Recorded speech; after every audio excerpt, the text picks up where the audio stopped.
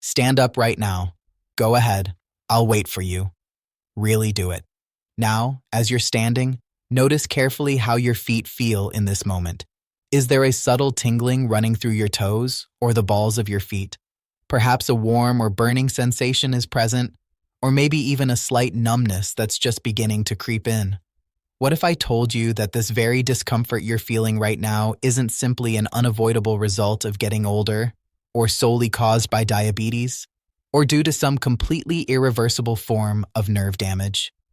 In many cases, this sensation can actually be made noticeably worse, sometimes dramatically worse, by ordinary, everyday habits that most people never even stop to consider or notice they're doing. Hi there, I'm Dr. Michael Kent, and after devoting more than 20 full years of my professional life specifically to the study and treatment of nerve health and neuropathy, particularly in older adults, I can confidently tell you that a great deal of what people are commonly told about neuropathy only covers part of the real story. The fuller reality is this: your nerves are extraordinarily sensitive to a wide range of lifestyle factors and even seemingly small, minor everyday habits that feel completely harmless can, over weeks, months, and years, gradually intensify your symptoms in ways that add up significantly. It's important to understand that these habits aren't always obvious.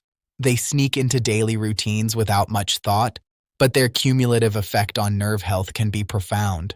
In the next roughly 25 minutes, I'm going to carefully reveal 7 surprising yet very common habits that could quite literally be aggravating your neuropathy symptoms at this very moment as we speak. And perhaps even more importantly, I'm going to share with you the precise, practical adjustments you can start making right away to help soothe those irritated nerves, improve vital circulation to the affected areas, and genuinely ease the pain and discomfort you've been dealing with. These specific approaches and recommendations I'm about to share are solidly backed by credible research coming out of respected institutions such as Harvard Medical School, the renowned Mayo Clinic, and Johns Hopkins University. This research isn't just theoretical. It's based on real studies involving thousands of participants, showing measurable improvements in nerve function and symptom relief. Before we truly dive deep into the details, I'd like to ask you to take just a quick moment right now to drop a simple comment below with only your age. Nothing else, just the number. Doing this genuinely helps me better understand the audience I'm speaking to, so I can continue tailoring the guidance more effectively to different life stages in future videos. Your input allows me to refine my advice, making it more relevant whether you're in your 50s, 60s, or beyond. By the time this presentation comes to an end, you're going to have a much clearer understanding of exactly why 2 different individuals who receive what appears to be the very same neuropathy diagnosis can end up experiencing vastly different day-to-day outcomes.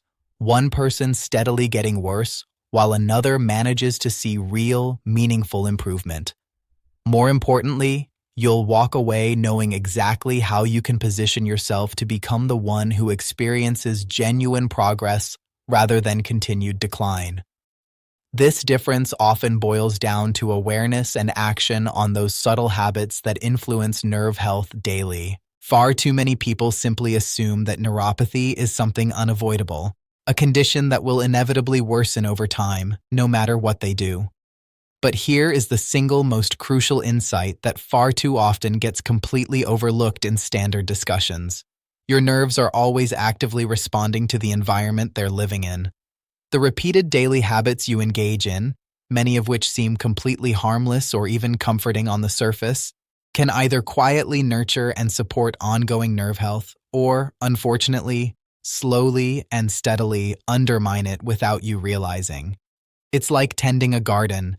Consistent care leads to growth, while neglect allows weeds to take over. So please stick with me all the way through, because the very last habit I'm going to share today is one that almost everyone over the age of 60 does on a regular basis, usually completely without realizing just how significantly it can contribute to increased nerve pain and discomfort. By the time we finish, you'll have in your hands a full, clear, and highly practical framework that you can start using immediately to regain a real sense of control and begin genuinely supporting your nerves starting as early as today. This framework isn't complicated. It's about making mindful shifts that fit into your routine seamlessly. Let's begin by first talking openly about what is actually happening inside your body when it comes to neuropathy, something that rarely gets discussed in enough detail. When you move into your 60s, 70s, and beyond, several important key changes naturally occur in the body, and these changes directly influence how neuropathy behaves and progresses. Aging affects circulation, nerve resilience, and overall tissue health in ways that can amplify symptoms if not addressed. Try to think of your peripheral nerves as incredibly delicate electrical cables running throughout your body. Just like any cable, if those nerves don't consistently receive the proper nourishment they require, including adequate oxygen and essential nutrients, the electrical signals they carry can start to falter, weaken, or become disrupted. Those vital nutrients and oxygen are delivered to the nerves primarily through your blood vessels. But as the years go by, our arteries naturally become less flexible and more stiff. Overall blood flow tends to decrease in certain areas, particularly in the extremities like the legs and feet, and as a direct result, those nerves simply receive less of the nourishment they desperately need to function properly and repair themselves. This reduced flow creates a cycle where minor damage accumulates, leading to more pronounced symptoms over time. A significant study conducted at Johns Hopkins followed more than 2,200 adults over a period of 5 full years, and the findings were quite striking. Individuals who showed evidence of reduced blood flow specifically in their lower legs turned out to be 52% more likely to experience a clear worsening of foot numbness, burning sensations, and other related neuropathy symptoms. This highlights how circulation isn't just a side issue, it's central to nerve health. Even if you're someone who already makes an effort to get regular walks or some form of exercise, there's still one very common pattern that can override those benefits: spending extended periods sitting down, whether that's while watching television for hours, sitting behind the wheel during long drives, or even just reading or working at a desk. All of that prolonged sitting can gradually compress sensitive nerves and seriously limit healthy circulation to the lower extremities. Blood flow is essential because it carries oxygen and nutrients that nerves need to stay healthy. Without it, nerves can weaken, leading to more pain. This is why even short walks help so much. They get the blood pumping again, revitalizing the nerves and reducing stagnation. The simple but powerful adjustment here is to intentionally make it a new habit to stand up and move every 30 to 45 minutes. When you stand, take a moment to rotate your ankles in circles, gently flex and point your calves, or even take a quick 2-minute slow stroll around the room if possible. These brief but regular movement breaks work to restore proper blood flow, reduce built-up pressure on the nerves, and provide noticeable relief over time. Incorporating this habit can prevent the buildup of pressure that exacerbates tingling and numbness. If you personally have ever noticed that numbness or tingling seems to get noticeably worse after sitting for a long stretch, please type the words "wake up" in the comments section right now so I know you're relating to this. Now, let's move to something that truly catches a surprisingly large number of people off guard, even many who do not have a formal diabetes diagnosis. Repeated spikes and sharp drops in your blood sugar levels throughout the day can actually damage and irritate nerves just as severely as having consistently elevated glucose readings all the time. Stable levels prevent inflammation, which is like a fire in the nerves that makes everything hurt more. By eating balanced meals, you put out that fire slowly over time. Think about what happens after you eat sugary foods, sweet treats, or particularly large carbohydrate-heavy meals. Your blood glucose surges upward quickly, and that rapid rise triggers inflammation in the nerves, along with oxidative stress and damage at the cellular level. Then, when those levels crash back down sharply afterward, the nerves are suddenly left starved for the steady energy supply they rely on, which in turn ramps up pain signals and heightens sensitivity. This roller coaster effect stresses the nerves, making them more prone to irritation and long-term damage. This up and down pattern, when repeated day after day, gradually worsens neuropathy symptoms over the long term. Impressive research published out of Harvard Medical School clearly demonstrated that when older adults focused on keeping their blood sugar levels more stable and consistent, they experienced a measurable 35% reduction in nerve irritation and burning sensations after following the approach for just 8 weeks. This shows how quickly the body can respond to better glucose management. So how can you work toward achieving more stable glucose levels in practical terms? Start by intentionally combining any carbohydrates you eat with sources of protein or healthy fats. For example, pair fruit with a handful of nuts, or add avocado to your sandwich. Opt for smaller, more frequent meals rather than a few very large ones, and make a conscious effort to limit oversized portions of refined carbohydrates like white bread, sugary cereals, pastries, or large bowls of pasta. When you succeed in maintaining more stable blood glucose throughout the day, it goes a long way toward calming inflamed nerves and reducing that persistent discomfort. These choices help create a steady energy flow, protecting nerves from unnecessary stress. Another habit that surprises many is going barefoot around the house, or wearing very thin, soft, unsupportive house slippers simply because it feels comfortable and relaxing after a long day. While it may feel nice in the moment, this practice actually creates real problems for already sensitive nerves. Without adequate cushioning and arch support, there is increased direct pressure placed on vulnerable pressure points in the feet, nerves get compressed more easily, and the overall strain on the entire foot and ankle structure rises significantly. Good support acts like a shield for your feet, protecting them from daily wear and tear. Bad slippers are like walking on thin ice. They don't hold up, leaving nerves exposed to constant micro-injuries. The nerves in your feet and ankles are naturally encased in protective layers of tissue, but when that protection is consistently lacking due to inadequate support, the result is ongoing micro-trauma that builds up day after day.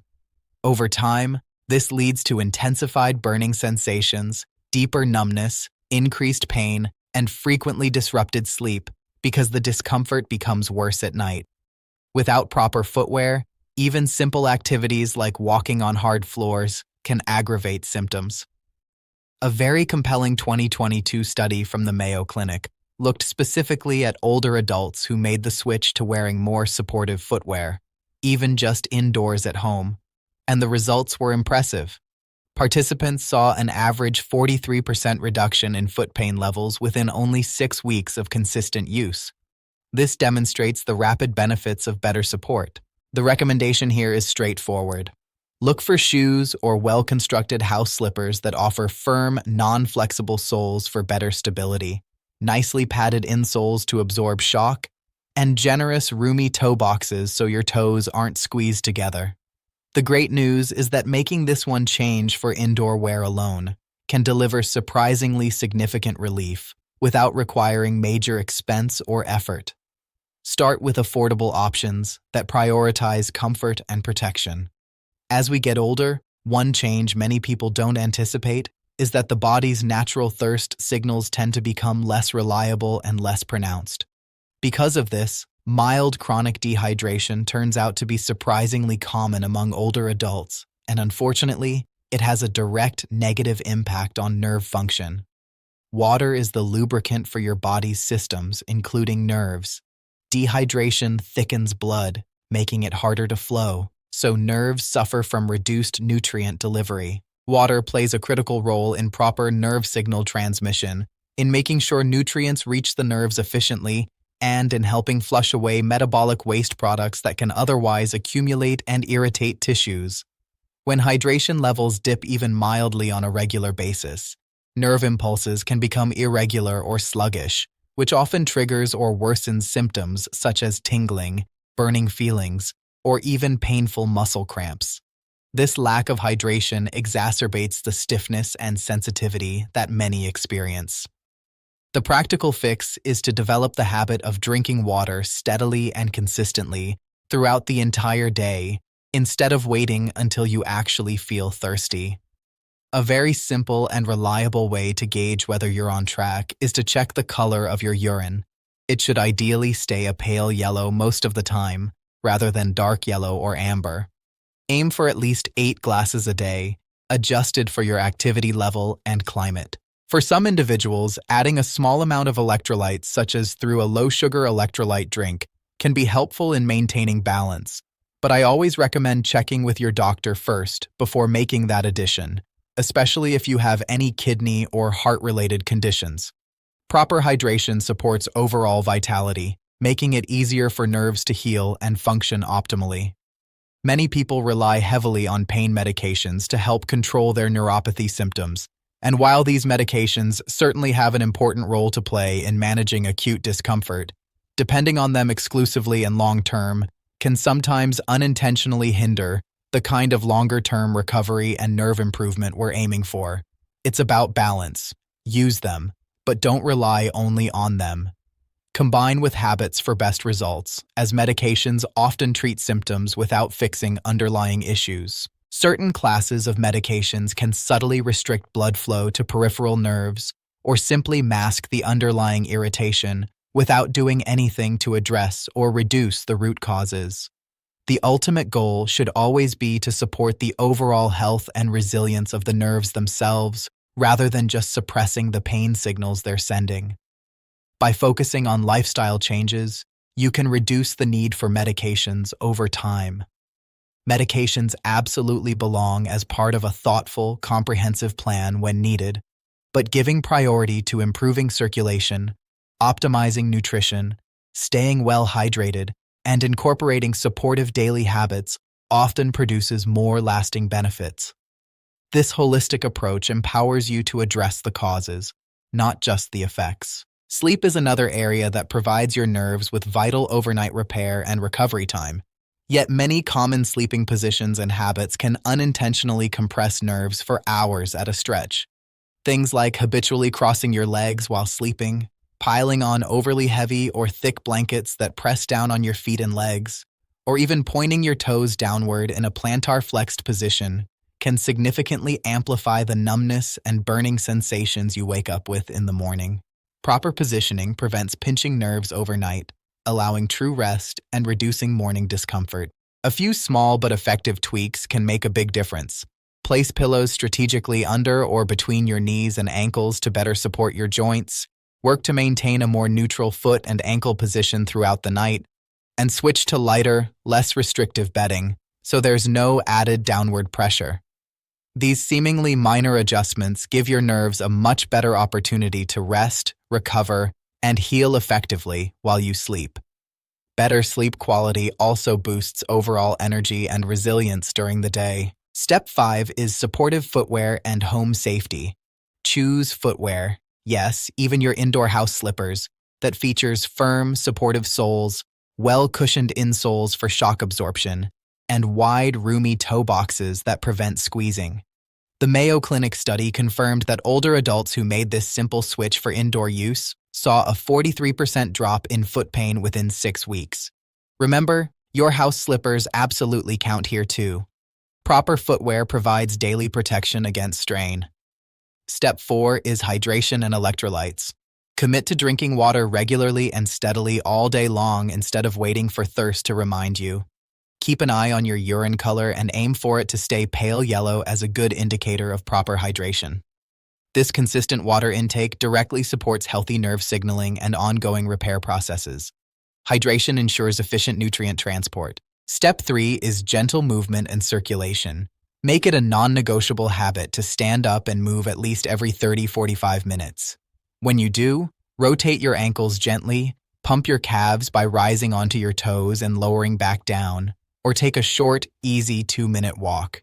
These simple actions boost blood flow to the extremities and help relieve built-up nerve compression. Regular movement counters the effects of sedentary time. Step 2 is sleep optimization and nerve protection. Use pillows strategically to support your knees, hips, and ankles so you maintain a neutral position throughout the night. Avoid crossing legs or pointing toes downward, and switch to lighter bedding that doesn't press heavily on your feet and legs. These adjustments dramatically reduce morning numbness and burning by allowing nerves to rest and recover properly. Quality sleep is crucial for nerve regeneration. Step 1 is stress reduction and nervous system reset. Incorporate easy daily practices such as deep, slow breathing exercises, gentle stretching, short mindfulness sessions, or periods of quiet reflection. Lowering stress hormones like cortisol helps restore better circulation to the limbs and reduces the nervous system's heightened sensitivity to pain signals. This foundational step calms the body holistically. The best way to approach the Nervo protocol is to begin with small, steady, and sustainable adjustments rather than trying to change everything overnight. Start with 1 or 2 steps that resonate most with you, build consistency, and gradually add more. This gradual implementation increases long-term success. Your feedback inspires others. I genuinely look forward to reading your stories of progress and celebrating those wins with you. Community sharing motivates everyone, creating a supportive network for those dealing with neuropathy. Your nerves have faithfully supported you through many decades of life, carrying signals, helping you move, feel, and experience the world. They're remarkable. They truly deserve your care, attention, and protection, rather than being dismissed as just an inevitable, unstoppable part of getting older. Honor them with action, recognizing their role in your daily well-being. The truth is that small, repeated positive changes, even ones that take only a few minutes each day, can create profound improvements in how those nerves function and how comfortable you feel. Consistency is the secret, turning minor efforts into major gains over time. Over these past 25 minutes, we've explored 7 common habits that may be aggravating your neuropathy right now, along with the targeted evidence-based fixes to help calm your nerves, restore better circulation, and reduce pain, drawing directly from research at Harvard, Mayo Clinic, Johns Hopkins, and similar trusted sources. This is solid information, grounded in science and real results.